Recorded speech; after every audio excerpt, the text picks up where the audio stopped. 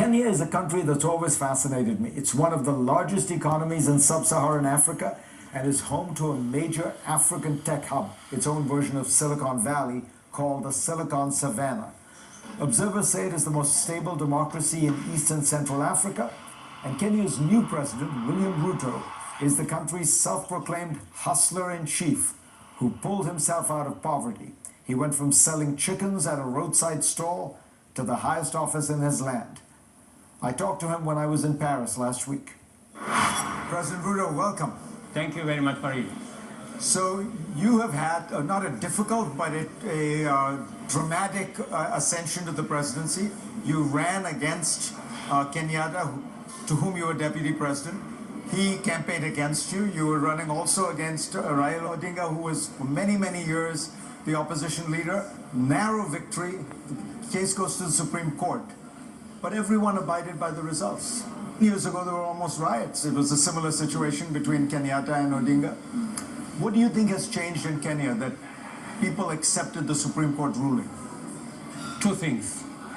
Kenya is maturing as a democracy, and people have come to appreciate that we are a democracy and the people have the final say. Secondly, we ran a different campaign in this election. In 2022, we ran a campaign about issues. It was about housing. It was about jobs. It was about health. And I think it speaks to the maturity of the people of Kenya. It speaks to the maturity of our democracy. And it speaks to the fact that Kenyans want and have come of age to be able to identify an issue-based campaign and issue-based candidate. So speaking of that maturity of Kenyan democracy, one of the most interesting and dramatic moments after the Russian invasion of Ukraine was the ambassador of Kenya to the United Nations saying, we denounce this, we believe that borders are important, otherwise all of Africa would be torn up. Do you think that there's an opportunity for Kenya to show leadership here? As our ambassador said, we have in our continent communities on either sides of our borders.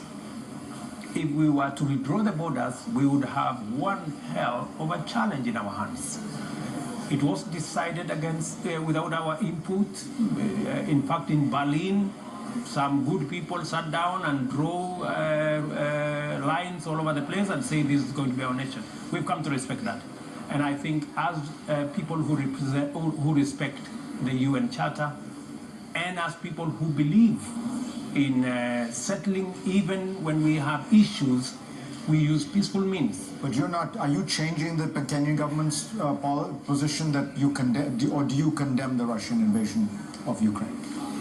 We condemn war everywhere. We've been participating in peacekeeping worldwide.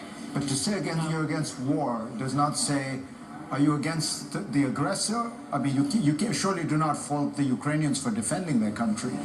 That's also war. But there is an aggressor and a victim in this conflict. You see, when a determination is made, I mean, when you in a situation of war,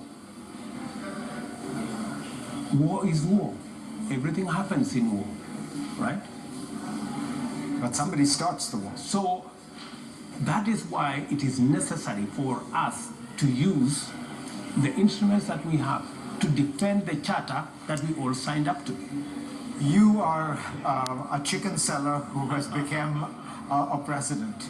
Now in America we are used to rags to riches stories, but in Kenya for a long time it didn't seem that that was possible. One family has dominated for a long time. Do you think that gives you a particular perspective on your role? It does, in a very significant way.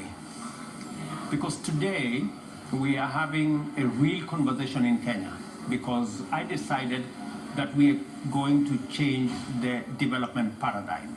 We have deployed 30 billion Kenya shillings to support people who have no access to credit before, people who have no security. It has brought a new dimension into government, the realization that the bottom matters, that the people lower down can actually make a significant contribution, if not phenomenal contribution, to national development. President Ruto, pleasure to have you on. Thank you, Fareed. Next on